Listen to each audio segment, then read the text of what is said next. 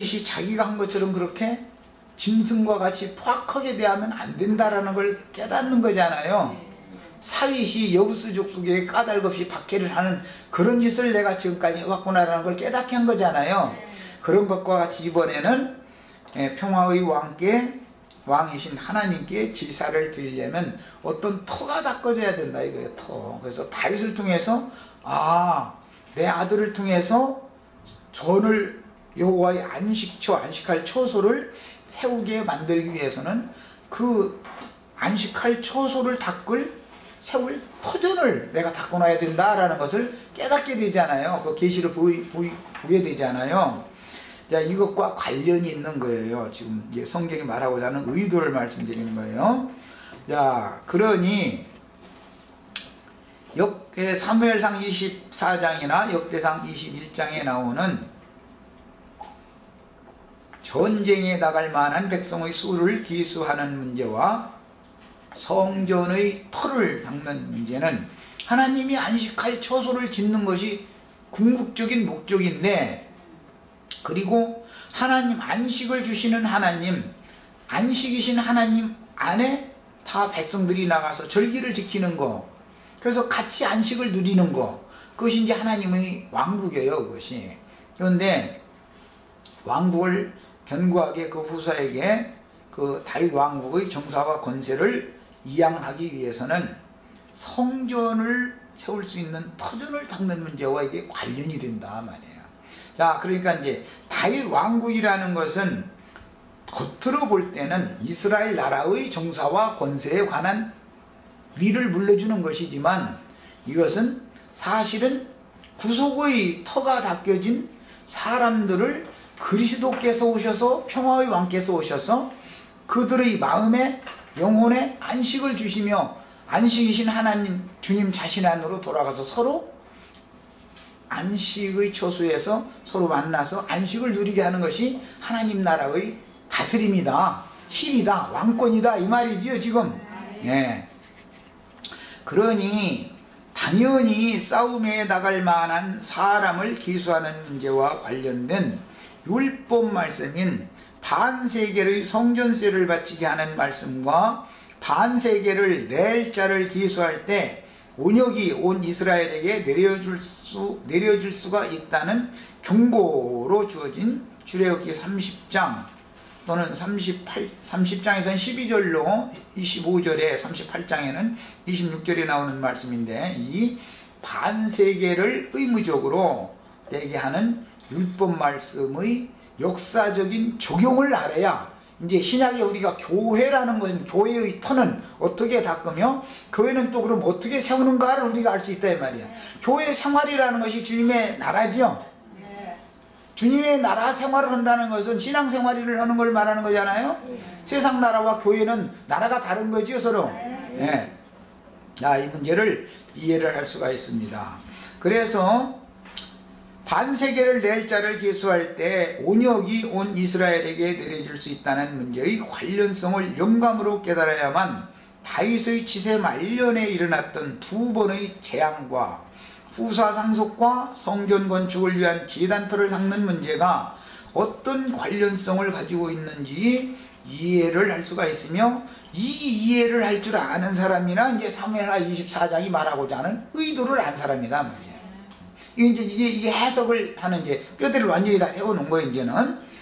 자, 앞에서 첫 번째 연분연 기근의 재앙이 임했던 것이 사울 왕가의 잔재 세력과 관련되어 있으며, 이방인들이 이스라엘과 함께 약속의 땅을 기업으로 상속받는 언약과 관련되었듯이, 기브온 족속은 사실은 멸하기로 준비된 진노의 그릇들이었죠. 우리들은 원래 우리 먼 데 있는 이방인들은 멸하기로 준비된 진노의 그릇들이었죠. 그럼에도 불구하고 우리가 살려남게 된 것은 뭐예요? 여호수아로 말미암는 언약 때문이었죠. 우리가 뭐 선을 행하고 의를 행하고 뭐 내가 예수를 믿어주니까 예수님 그래 너 고맙다 그러니까 너 내가 구원해주면 이게 아니잖아요. 여호수아로 말미암아 맺은 언약 때문에 우리는 마땅히 죽을 수밖에 없는 죄인들이었는데 살려남은 거예요. 그런데 이 사람들을 까닭없이 박해하는 왕이 사울왕이었다 이 말이에요. 그건 왜 그런 거예요? 이스라엘을 위한 열심히 특심해서 그랬다고 그랬죠.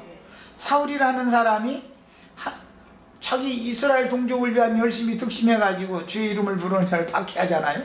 까닭없이 스데반도 죽이는 일에 앞장서고 그러잖아요. 그 왜 그러는 거예요? 그게 하나님을 위한 열성이거든요. 그들로 봐서는. 그런데 이것이 다 율법적인 관념이다. 이게 종교적인 관념. 하나님의 말씀이 온전히 깨달아지지 못하도록 수건이 씌워졌다. 이게 모세의 지자들은 모두 수건을 덮어쓴 사람들이죠. 이제 우리 곧 이제 출애굽기도 곧 거의 끝나가는데 그 34장에 보면 두 번째 언약 말씀을 새로 받아가지고 산에서 내려올 때 모세의 얼굴에서 광채가 나니까 이 백성들이 여호와를 보는 것 같이 막 놀래나 자빠지더라 이거예요. 모세를 만나는 걸 두려워더라 이거. 그러니까 안 되겠다 싶어가지고 수건을 이렇게 백성들 만날 때는 수건 딱 쓰고서 만나는 거예요. 자기 하나님 만나러 갈 때는 수건 벗고 만나러 가고, 그 다음에 백성들 만나러 올 때는 수건 딱 쓰고 만나러 가고, 이제 그랬다는 거예요. 그런데 또 형제라는 데는 또 이상하게 그 여신자들 보고는 수건 쓰라고 또 이러고. 아니, 수건을 벗은 얼굴로 영광의 하나님을 밝히 볼 수 있게 만들어줘야지. 자기네들이 모세의 지자들이요, 왜 수건을 자꾸 씌워. 베다니에 나사로라고 하는 사람이 죽어서 장사됐다가서 예수님이 무덤에서 불러내니까 어떻게 하고 나왔어요? 수건들로 쓰고 나왔죠. 그러니까 첫 번째 하시는 말씀이 뭐예요? 수건 벗겨주라는 말씀부터 먼저 하시죠. 그리고 그 다음에 먹을 것 줘라 그랬어요. 그런데 저희들이 수건을 덮어 쓰게 만들면 어쩌자는 거예요 도대체. 이것은 뭐냐, 모세 자신도 첫 번째 언약을 받을 때는 하나님의 등 뒤에서나 말씀을 들었고, 두 번째 새 언약을 받을 때는 면전에서 받았기 때문에 면전에서 받을 땐 여호와의 영광이 자기의 얼굴이 반사됐다 이 말이야. 그 신약의 사도들은 어떻게 해요? 예수 그리스도의 얼굴에 있는 하나님의 영광을 아는 빛이 너희 마음에 비친다. 사도들이 그 통로잖아요. 우리들은 다 모든 성도들에게 성경을 그냥 하나님의 영광의 얼굴을 정면에서 바라보면서 들었던 그 영광의 복음의 광채를 모든 사람들에게 다 투과시켜줘야 되는 것이 우리 신약의 사도들이 신약의 사역자들이 해야 될 마땅한 직무잖아요. 뭐 딴 데까지 갔는데, 이런 기본 원리를 알아야 된다 이거예요. 율법 사역이라는 것이 왜 연약하고 부족한가? 율법 자체가 문제가 있는 게 아닙니다. 사역자가 문제가 있으면 그 말씀을 듣는 사람들은 다 문제가 오게 마련인 거예요. 그래서 사역의 전환이 필요한 경륜을 지금 다루는 것이 하나님이 큰 사무엘하 24장이라는 것은 그게 하나님의 경륜이 큰 틀이다 이 말이에요. 앞에서 첫 번째 연분연 기근의 재앙이 임했던 것이 사울 왕가의 잔재 세력과 관련되었으며, 이방인들이 이스라엘과 함께 약속의 땅을 기업으로 상속받는 언약과 관련되었듯이, 두 번째 재앙인 온역의 재앙 역시 나단 선지자를 다윗에게 보내어 두 번째 언약을 또 맺었죠. 사무엘을 통해서 맺은 언약과 나단을 통해서 맺은 언약은 연장선상이 있지만 다르지요 사실은. 그래서 하나님의 언약을 두 번째 맺으신 언약을 이루기 위하여 반드시 제거해야 되는 적대 세력을 제거하는 문제와 본문은 깊은 관련이 있는 것입니다.